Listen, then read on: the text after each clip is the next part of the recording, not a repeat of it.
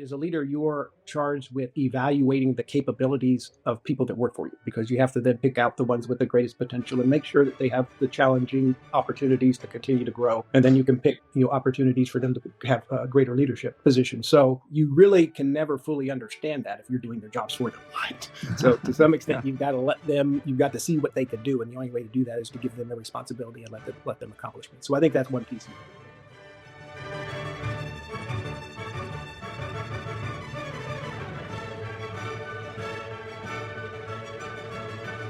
Welcome to the Science of Leadership, the podcast dedicated to helping you become a better leader. Here, you'll gain valuable knowledge, hear inspiring stories, and learn the scientific principles that promote exceptional leadership. I'm Tom Collins, your host, and I'm thrilled to have you join us on this journey to becoming a better leader. Today's episode is all about how leaders can ensure we're spending our time and energy on the things that only we can do. To help us unpack this critical leadership concept, I'm honored to welcome a true expert in leadership, U.S. Air Force General Ed Rice. General Rice's career is nothing short of extraordinary. A distinguished graduate of the U.S. Air Force Academy and holder of 2 master's degrees, during Operation Enduring Freedom, he commanded bomber operations as the commander of the 28th Air Expeditionary Wing. He went on to become the commander of Air Education and Training Command, where he was responsible for shaping the future leaders of the Air Force. General Rice, thank you for joining me today on the Science of Leadership, and thank you for your service to our nation.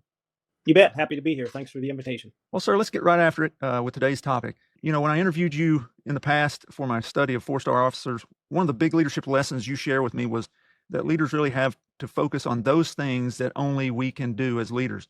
What do you mean by that? I think the real gist of that is, in my view, and there are lots of different definitions of leadership, and many of them are excellent, but I've come to hone in on this idea that the primary responsibility of a leader is to ensure that the right things are being done within the organization. There are a number of other people who can ensure that the right things are being done right.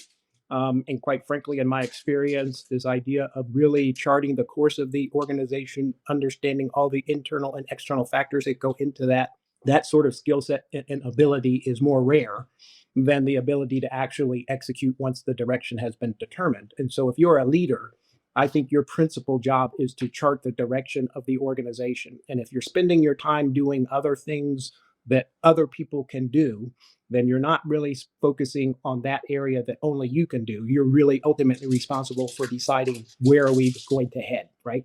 Yeah. And so it's really just a matter of ensuring that you have the time and the ability to really chart the direction of the organization. And the only way to do that is to, I think, free up the time to do that and not sort of spend it doing other things. That's the gist of it. There are a lot of second order pieces to it, which I'm sure we'll get into. Sure. How would you say this concept is different from just the idea of focus? I think to some extent it's a subset of focus, right? I mean, you can focus on a lot of things. You can focus on somebody else's job, right? You can focus on something Sure. that has nothing to do with the purpose or the mission of the organization. So focus is, I think, a broad concept that says I'm going to now put my attention on something. I think this concept that we're talking about is what of all the things you could focus on should you focus on, and this sort of gets into those things that you've been empowered, right, to do. Yeah. Well, thanks for clarifying that and putting into context this idea of doing only what we can do. So I was wondering, can you share a story from your career that really exemplifies what it looks like to do that? Sure.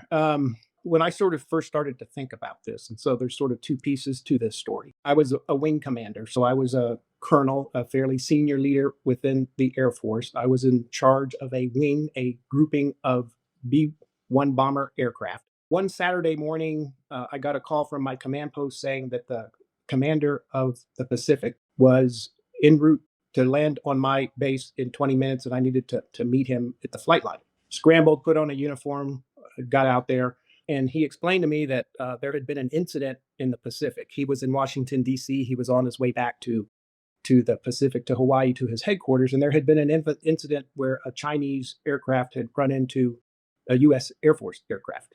International big incident. Mm-hmm. And he was trying to communicate on his aircraft, and the communication systems were not working well enough, right? So he kept getting cut off, kept getting dropped off.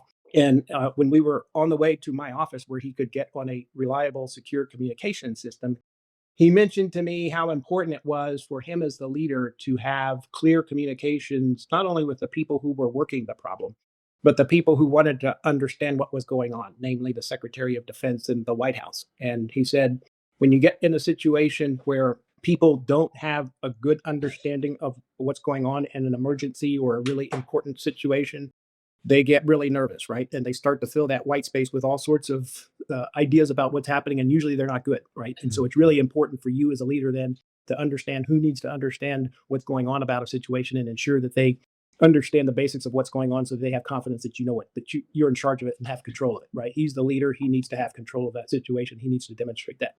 So fast forwarding, not too long after that, I'm still in command of that same wing, and 911 happens, and we go to war. We deploy our unit to a place in the Indian Ocean. We're flying combat missions out of that location, and early one evening, somebody comes into my office and says, "I think we just lost a B-1 bomber," and that's highly unusual because the aircraft is got multiple redundancies and you usually wouldn't lose one.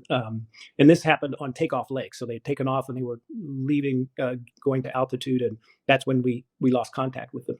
And so I went to the command post thinking that probably this wasn't accurate information. One of the things you learn in leadership is first reports usually aren't true or accurate. But in this case, we in fact had lost the airplane on takeoff leg. And so when that happens, you convene your battle staff, which is all of the key personnel within the organization, into a command post area where you can command and control the situation. And so we did that. But to get to the point here, I determined at that point that because I had three external entities that were going to be interested in what was going on, I had my parent headquarters back in the continental United States from which we were normally stationed, and that was my normal boss. I was situated in the Pacific Command area of responsibility. So there was a 4-star Air Force general who was responsible for the base that we were on. And then we were flying missions into Afghanistan. And so the commander who was in charge of those missions and tasking us was also interested in what was going on. So I knew there were going to be three people who were going to get information that an aircraft was down and wanted to know, sort of what was going on and why and how. And so what I did was I took my vice commander, my number 2 commander, and told him that he was responsible for running the internal aspects of this search and rescue operation. He was responsible for ensuring that the rest of the combat missions that we were flying would get off the ground and recovered. So I sort of put him in charge of the internal pieces of this because he was fully qualified and competent to do that. And I knew that the external people would want to hear from me, at least initially, about what was going on, what we were doing about it, how it was going to affect our operations. And so I focused externally, right? So 80% of my time was outside, 20% inside, monitoring his operations. And it worked great, right? And the feedback I got from my bosses was that they were very comfortable with the amount of information flow that they got and weren't tempted to, reach in and start asking questions and give me help that I didn't need during this situation. So that's just one example where you have to sort of determine who's best capable of doing what parts of an activity and dividing the work. Yeah, this idea of doing only what only we can do is something I feel like I tend to have a knack for. My general approach is to find really good people, trust them to do the things they're good at, and delegate those things to them, and then empower them to get those things done. And so that really I feel like it frees me up to be able to focus on those things that I really do well. But in my career in life, I've seen a lot of people who seem to be unable to do that, and I have this hypothesis I'd like to kind of bounce off of you and get your thoughts, if you will. But basically, what I've seen, and this happens time and again, is that someone in a leadership position who seems to be caught up doing other people's jobs, and in that, I've identified, I think, 2 big buckets of people who do that. The first is micromanager types who just don't seem to trust anybody to be able to do anything, and so there's that group. And then the second is what I would call would-be servant leaders. And so let me kind of expound on that a little bit. This idea of the would-be servant leader, because that's where my hypothesis has sort of developed. But I think there are a lot of people in leadership positions who don't know how to fulfill their role as the leader, so they revert to doing the jobs they know how to do, those jobs that they used to do, the jobs that their subordinates, those people that they're leading, are doing now, and they frame it, at least in their mind, maybe, as servant leadership.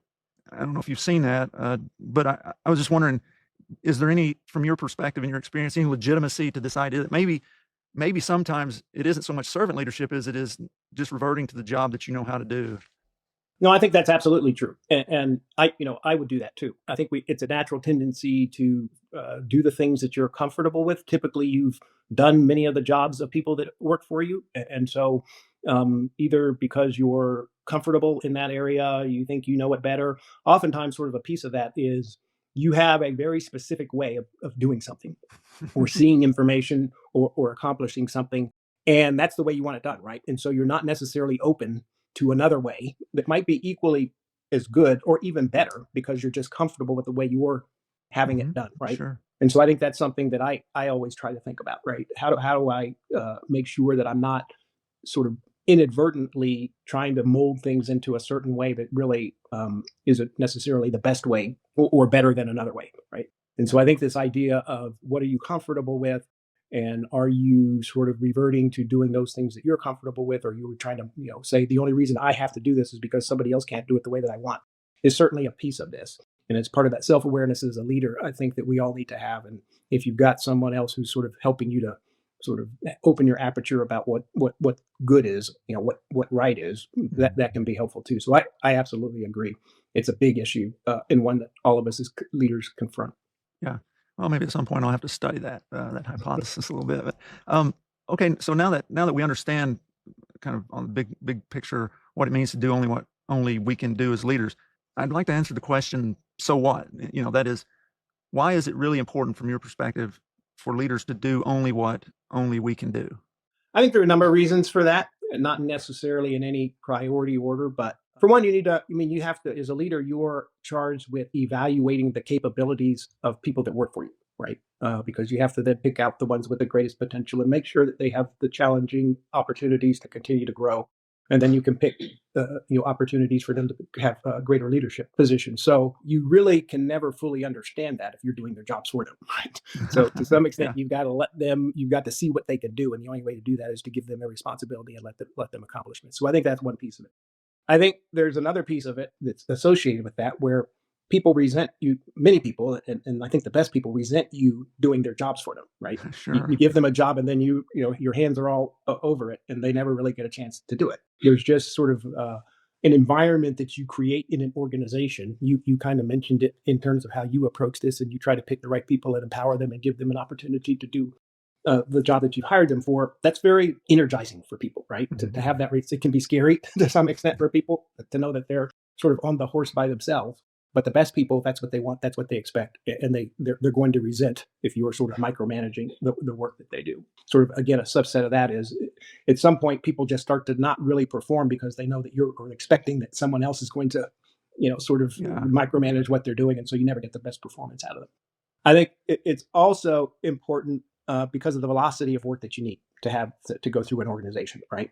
Mhm. So if you're the roadblock, if you're taking twice, three times as long to get information through you, because a lot of that information doesn't need to come through you, it could go someplace else and get done more quickly, then just sort of the velocity of output of the organization gets slowed down. And Mhm. so, you need, and it's another sort of lesson that I learned from one of the leaders that I work for, who said, he'd have to be on his deathbed for him not to turn over all of the work that he had, within 24 hours, because he knew that would keep the velocity of activity in the organization moving. And it's something that I adopted, right? I mean, well, there'd be a rare occasion where I didn't turn something that was on my desk in 24 hours because it's just a way of making a more efficient and effective Mhm. organization. And one of the only ways you can do that, again, is to focus on those things that you're responsible for and not take on work that someone else is trying to do. And then I think the last, and I said these aren't in priority order, but if I were to put one at the top of the priority list, it gets back to sort of where we started with this, where as a leader, you really have to spend your time thinking about what right is, right? Mhm. What are the things that we need to do? Not we did it 2 years ago or last year, and so we're comfortable with that. That's a process of constant evaluation of the external environment, of the internal performance, and understanding when you make adjustments, right? Mhm. To what you're doing. And so you really have to free up the time to be able to do that. And I think those would be 4 reasons why I think this concept is really important in an organization. Yeah. Thanks for delineating those. They're all compelling. I think this is one of those ideas. At least to me, it's one of those ideas that I don't think people have really thought about. But once you hear it, it just sort of, for most people at least, makes intuitive sense. I think it was General Tom Hill who first hit me with this idea of doing what only you can do. And after that, there were a number of you all whom I interviewed who talked about it. And it's just it's just this sort of straightforward idea. And the way I think about it is very simply, if you spend all your time doing everybody else's job, you won't have time to do your job as a leader. Right. And so if you don't do your job as a leader, then the mission will not be accomplished. So in my mind, it's that simple. Anyway, that's kind of. I think you're right, but oftentimes the simple becomes hard to actually do in real life because there are lots of reasons. We talked about some of them. You're comfortable doing somebody else's job. You just sort of get lost in the work and don't realize that you're doing someone else's job. Again, just in terms of time management, and it happens to all of us. If I ever felt like I don't have enough time on my calendar to do, my calendar's full, and I'm not enough time in the day, I then go back and look and say, what's on here that somebody else should be doing, right? Yeah. Why am I in this meeting? Why am I looking at this? And inevitably, there are things that you can clear off and create space for yourself. Yeah. I think some people, it's almost like they have this guilt of distributing those things to other people. I don't know. That seems to hold them back, maybe. But well, I think we're into a different topic now to some extent of time management, but there are lots of people that have different ways of thinking about this. But I've seen it where the idea of sort of being busy, right? Mm-hmm. The idea of working, 12, 14-hour days in and of itself is considered to be somehow a strength or a positive, right? Yeah. Whereas in my view, it's really the opposite. There's always more work to do, right? I mean, you can fill 24 hours a day if you wanted to. Yeah. The trick is not to work, 14 hours. The trick is to ensure that you are working on the most important things and that you've sort of organized it such that you spend your time on the most important things. And if you do that right and well, there's never been a job that I've ever had. Doesn't matter what the level is, doesn't matter sort of what the level of responsibility was, where I felt like I had to work, 12-hour days, right? Yeah. I mean, if you can work 12-hour days, you can work 10-hour days. If you can work 10-hour days, you can figure it out, right? How to sort of organize yourself in your work to get what you need to get done if you're focused on the right things, right? Mm-hmm. So this is, I think, an important just sort of concept within an organization to sort of let other people understand the importance of this concept so that you sort of have the right work environment within the organization. Mm-hmm. If that makes sense. Yes, sir. Earlier, you shared what it looks like for, a story from your career, what it looks like to do this. Is there one that you can think of from your career where it actually was really important, like critical that you were doing only, or someone else that you saw only what you could do? Maybe another example would be when I was the commander of Air Education and Training Command, as you indicated. Mm-hmm. We had a situation with basic military training where, to make a long story short, we got indications that one of the trainers had been involved with an inappropriate sort of relationship situation with one of the trainees, right? Mm. And then we sort of got a subsequent report that maybe 3 other trainers had been involved separately in this type of very unwanted and unacceptable activity. Mm-hmm. So at that point, it was still something that wasn't going to necessarily sort of ring any bells externally. You're in a large organization, things happen that you don't want to happen. But as we started to investigate this, it became clear to me that it was going to be more than 3, right? Mm-hmm. And because of the nature of it, it was clear to me based on my experience that this was going to be a big deal. And to make a long story short, it ended up being a big deal where we had congressional hearings. I'm briefing the White House. I'm doing press conferences. It's in the news. So it's a national news story. Yeah. And at some point, I decided that I would make the sort of 2-star commander of the numbered Air Force, of the sort of big entity that was responsible for training, sort of the face of this externally, right? Mm-hmm. I thought that was the appropriate level. He had enough gravity to do it. But it became very clear to me up front that it actually needed to be me, the 4-star commander, right? Mm-hmm. Who had overall responsibility for this activity, that really had the experience. I had experience with a number of tangential situations, who had the sort of gravity of rank to be the external face of this, and that nobody else could really do it, right? Mm-hmm. And so this was a case where I decided that, of the things that I was going to focus on for the foreseeable future, this was one of them. I was the only person that could really sort of represent the situation in the right way externally. And I delegated other parts of it to other people. So I think that's, again, as a leader, there are times where you have to decide, this needs to be me. Sometimes we call it, in the military, you have action officers who are basically the staff officers who do a lot of the analysis and development of alternatives. They do the staff work in an organization. They're typically mid-level people. But sometimes as a leader, you have to be a 4-star action officer. You have to decide, in this situation, I actually have to get down into the details of it. I'm reminded of Colin Powell during the Iraq War, the lead up to the Iraq War, where there was this discussion about weapons of mass destruction in Iraq. And he needed to go to the United Nations to make the case that we thought that they weren't there. And he decided that he needed to be sort of, the Secretary of State action officer and go to the CIA and other intelligence agencies and actually do the work himself, so that he was comfortable with what he was going to present, and not rely on others to give it to him. So that was when, as a leader, he decided his time was well spent in a fairly low level type of work. So I think those are the types of decisions as a leader you have to make. It's not only important to delegate, but it's also important to understand where you can't delegate something, and you have to be the person that takes that responsibility. Yeah, I mean, I think that's really important. A really important leadership lesson is that there's certainly, we want to try to delegate as much as possible, but there's certainly times and things when this is the leader's job. This is why you're in the role that you're in, and you have to take that on and handle it. Yeah, I think another, just thought about this, and again, I learned so much of what I know from other people. I saw a very senior leader every once in a while when you had a staff meeting and people would brief. Typically, he, in this case, was at the head of the table taking the briefing. Every once in a while, he'd take the microphone and he would give the briefing, right? And only to demonstrate to others, how you could effectively brief a senior officer, right? And he was very effective at it. And it was very much a learning experience for everyone. And it helped both shape the information that he was giving, but teach other people, right? The most effective way to do something. So there are times, again, similar to what I was saying before, where from a teaching perspective, you might do something that someone else can do, right? But with the objective of making everybody better, right? Yeah. As I thought about, I try to think about examples of this, and I've seen where, where people have gotten this right.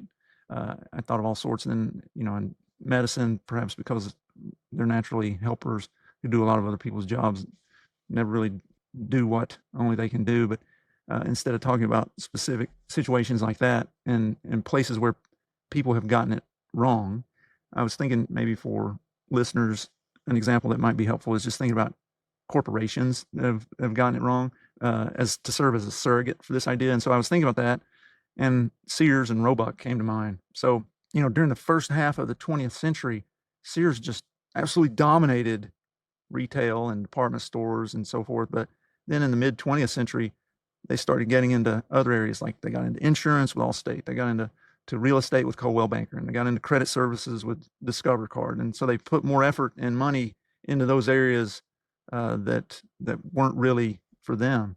And then as a result, things have not panned out so well. And when I was a kid, we would go and I would get, that's where I'd get pants for school. We would go buy a couple of these pants and pairs of pants, and Sears was just too big in my mind to fail. But I think now they're bankrupt, right? Like they essentially don't exist anymore, certainly not in the way that they did. And I think that a big part of that, from my perspective, as I could see, is that they started doing other things. They started doing other people's jobs. They didn't do the thing that only they could do, really. And so that was an example, I think, that really stood out to me for a corporation that didn't get that right and how it had a negative impact on them. Usually this is the point in the episode where I share the scientific studies that have been done on our discussion topic, but as far as I can find, no one has actually studied this particular concept as really important and kind of obvious, I guess, as it is. There's studies that explored components of it. For instance, Zhang and colleagues found delegation increased psychological empowerment in employees, and Matthew and colleagues showed that employee empowerment is essential for organizational effectiveness, but there just really aren't meaningful data, at least that I can find, on this topic. But among you all, among the 4 stars that I studied, 20 of you either spoke specifically about doing only what only you can do, at least did that, or tangentially kind of discussed it. So it seems pretty clear that that's an important topic, even though no one has studied it yet. Maybe at some point we'll figure out how to study it, but maybe it's an operationalization issue at this point. Yeah, I think I don't know of any studies either, so I can't point you to any. I do think that this somewhat is not unique, but definitely specific to the military sort of organizational construct. So in The every idea, you mean? well, I mean the idea of the leader focusing on leading, right, and having someone Mhm. else that's focusing on execution, right. And so in almost every military organization in every country, because they're based on a similar model, Sure. you have a leader, but you have someone who's essentially an operations officer. Right. And their role is to make sure that the trains run on time while the leader decides where the trains are going to go. Right. Yeah. And that's not necessarily true, outside the military. You'll see it in some places, but in other places you won't. Oftentimes you'll see the leader who's really responsible for both, overall sort of direction setting and execution. And you don't necessarily have a person whose primary responsibility is to make sure that the organization is accomplishing what it needs to accomplish in an efficient, effective manner.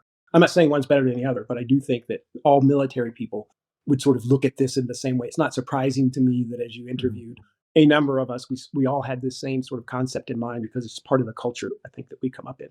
Sure. Yeah. That makes plenty of sense. My hope is that maybe listeners can take things from, what we're talking about, that derive from military background, and situations, and apply them more broadly. So certainly, as we're thinking about this, we talked about the concept, what it is, why it's important. General Rice, are there certain practical steps that you have that could help our listeners, think about how to do this well, how to go about identifying those things that really are unique tasks for them versus how empowering the other people that they lead? Yeah, I would say, and again, some of this is somewhat, focused just on sort of the military context, because if you're a leader, you know that you're only going to be in that position 2 or 3 years, right? And then you're going to move somewhere else. Not necessarily so in a private sector, type of a context where you could be in a leadership position for many, many years. And so you might think about, how do you organize yourself in that position a little bit differently when you know you're going to get someplace and the clock is ticking sort of fairly quickly from the day that you step in. But I think this is broadly applicable. What I got in the habit of doing when I took on a new leadership role was to conduct a review, a pretty extensive review of that organization and what we're responsible for outputting, right? Mhm. And to whom, right? And such that not only I, but it was good for everybody to sort of review everything that we should be doing, and then sort of evaluating how we think we're doing, on those things. And almost invariably, there were things on there that could be identified as, well, we were supposed to do this 10 years ago, but it's really not applicable anymore, but we're still doing it. Or, well, we're supposed to do this, but we're only doing it at about half the level of quality that we should be doing it, right? And so it sort of gives you a baseline to understand where we are as an organization, who's depending on what we produce, what the output of what we do is, how well are we meeting our basic mission and objectives now. And then you go through another exercise that lays on top of that that says, okay, who's responsible for each one of these pieces, each one of these outputs, and how are we organized to accomplish those activities? I'm very big on ensuring that responsibility, authority, and accountability are aligned. It was Mhm. one of the lessons that I was told as I was leaving the Air Force Academy. When you graduate, people tap you on the shoulder and they want to give you sage advice. And a senior person said, make sure throughout your career that you get that piece right. Responsibility, accountability, and authority, because there'll be all sorts of times where people get those misaligned and it's usually not going to end up well, right? And so it's a lesson that I have taken. And so I think going through that exercise of ensuring that you understand what needs to be done and that you've got responsibility, accountability, authority aligned, then lends itself to you being able to now say, okay, not only do I know what I'm responsible for, what I need to focus on, but all of my key leaders know that well, right? Know that as well. And I have found through feedback that people who have given me that have worked for me, they really appreciate that clarity, right? Of what do you expect of me? Have I given you the authority to do it? And now I can hold you accountable for these things, and there's not a lot of ambiguity around that. And so I think that's one practical sort of way to Mhm. think about it. Just clean house, take stock of it all, and Yeah. sort of clean it up. I already talked to sort of about the calendar review, and just Mhm. I think all of us can look at our calendar and look and say, why am I doing that, right? When Jane or Joe can be doing that. And I also think it's important to check with your subordinates in this, in this context. And by that I Mhm. mean, like, for example, um, I can recall when I went to one of my people that worked for me, fairly senior, because I knew that I had given him a lot. right, that I'd put a lot on his plate. Mhm. And so I told him, look, I know I've given you a lot. If you feel like, I've given you more than you can practically handle here, you need to, you need to let me know, because I'd rather you tell me that than sort of, flounder with overloaded work. That's my job, right? And his initial reaction was, hey, I can do it all, right? He sort of took it as a sign of weakness if he were to admit to me that I had given him too much. And I had to explain to him that's not, my job is to make sure that the right amount of the workload is in the right places, and I'm not underloading or overloading people. And the only way I can do that is sort of with this kind of a conversation, and it's not a sign of weakness, for us to have a conversation about where that goes. And so it was a more useful conversation. And so I say that just to say this whole concept of where is the work, and are people appropriately empowered to do the work and resourced to do the work, and have you thought about how much time they have to do the work, is just a really important concept in organizational fitness. Mhm. And again, because I have seen it work where that sort of check hasn't been done, and you've got people that are struggling because their leader has not really appropriately divided the work, or they're asking them to do too much, or they haven't asked them to do enough. It's not their fault. It's my fault, right? Sure. Well, thanks for those. Those are helpful. As I was going through the analysis of from the 4 stars that I interviewed and looking at this, as this bubbled up in the writing of my book and things, I identified what I would say are 5 must do's if leaders are going to be able to do only what only they can do, and those split into things regarding the leader and the led, if you will. First, for ourselves, you have to understand the mission and your role in it. Second, I've talked about this a bunch in other episodes. You have to understand your personal strengths and weaknesses. What can you do and what can't you do very well? And then as we turn to those things for those that we lead, there are 3 things. 1, trust your people. 2, delegate important components of the mission to them. And 3, empower them to accomplish those important things you delegated to them. And those, you covered those in a number of ways throughout the conversation. And then there with the practical things, I like to try to make it condensed and portable for folks. But those are the 5 things I identified through the different responses and comments that I got from you all during the interview study. No, spot on. Can't add or detract. Sounds right to me. Well, General Rice, before we wrap up here, I wanted to ask you, if you could go back to your earlier years as a leader, what's one piece of advice you'd give yourself? I think for me early on, I didn't really understand how, with a leader, you have the power to say yes. So it sort of gets back to, oftentimes the leader's position is the one that has the opportunity to determine when an internal rule or policy doesn't apply to that situation, and we're going to go against it, right? Other people, they get paid to follow the rules. There are a few people that get paid to interpret when the rules don't apply, and to do something different. Yeah. And I kind of came up as a rule follower. I mean, I sort of made my early career because I knew all of the rules really well, and I could execute them well, and that was valued within an organization. But then at some point you transition to a leader, and your job is to interpret again, sort of when you need to sort of be in a different place on the rules. Maybe a different another way to sort of get to this point is with respect to rules and lines. There are basically 3 types of people, right? There are people who want to know where the lines are so they can stay as far away from them as possible because they don't want to sort of get in any sort of problem. That's one group of people. You've got another group of people who want to know where the lines are so they can get as close to them as possible, right? Right. Without going over them. And then you have another group of people who say, lines, rule, that those are for somebody else, right? And they don't pay much attention to them. And all of those people can be useful, right, in an organization, but you really have to understand what type of person you're dealing with, so that you don't put the wrong type of person in the wrong type of a situation. And I would dare say you could probably decide which person you are in that group, and you could probably take everybody that and say that's a rule follower, that's a person who wants to get low, and this is a person who doesn't care much about life. And so it's a very powerful sort of framework to think about how you organize teams, how you organize your organization. And so I think it's sort of just another way of, as a young leader, I needed to sort of understand a little bit better both this power that I had to say yes, not just follow the rules, right? And how do you think about other people within an organization and what their characteristics are, and how do you put them in the best position to not only help them be successful, but help the organization be successful? You probably need, 60% of your people to be rule followers, right? It may be, 20% to be people who are working along the edges to really push the organization forward, and maybe 2% out of the box people who are always coming up with crazy ideas, right? So Yeah, that's spectacular advice. I think that's a great way to end out our conversation today on this episode. So, General Rice, thank you so much for sharing your wisdom and experiences with us on the podcast today. It's been an honor to have you on the Science of Leadership. I enjoyed it. Appreciate it. Thank you very much. Thank you for joining us on this episode of the Science of Leadership. We hope today's discussion has inspired you and given you valuable insights to help you become a better leader. Remember, leadership is about helping those we lead do great things. It's a journey of continual growth and learning. When we embrace that journey with curiosity, courage, and humility, we can confront challenges, overcome barriers, and foster environments where everyone can succeed. If you enjoyed today's episode, be sure to follow or subscribe, leave a comment, and share it with others who are passionate about leadership. Until next week, keep leading with character, competence, caring, and communication. This is Tom Collins. Let's keep growing.